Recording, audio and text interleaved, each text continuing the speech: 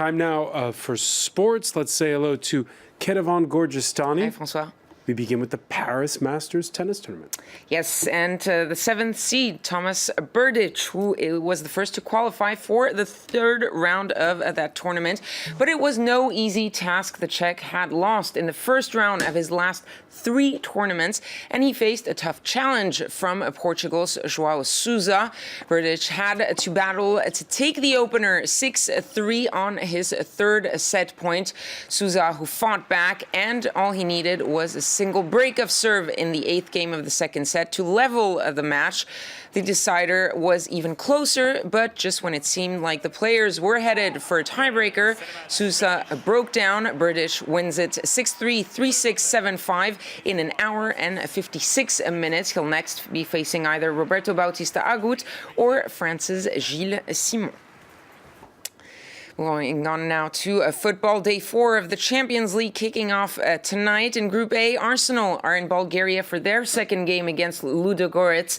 The Gunners won the first encounter 6-0 in London last month.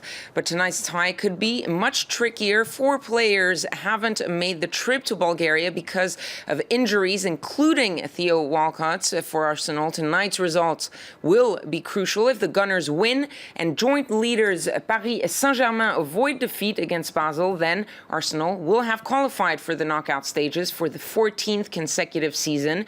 A loss, however, could compromise those chances, and Arsène Wenger isn't taking anything for granted. The result was flattering for us because we scored many goals, but I don't forget that we are facing the truth.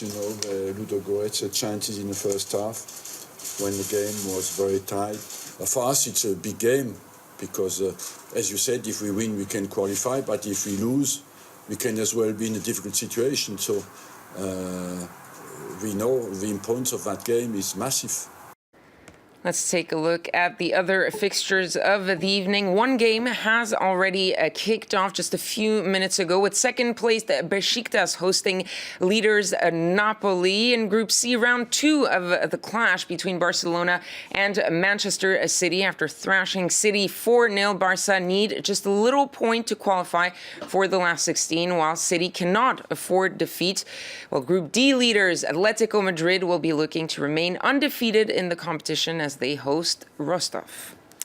Staying with football, yet another coach has been sacked in Europe. This time it is in Italy, where Inter Milan announced that they were parting ways with Frank de Boer. After less than 3 months in charge, de Boer is paying for his lackluster record. Inter have lost 4 of their past 5 league matches and currently sit 12th in the Serie A. Youth team coach Stefano Vecchi will be temporarily taking charge for the upcoming visit of Southampton in the Europa League this Thursday.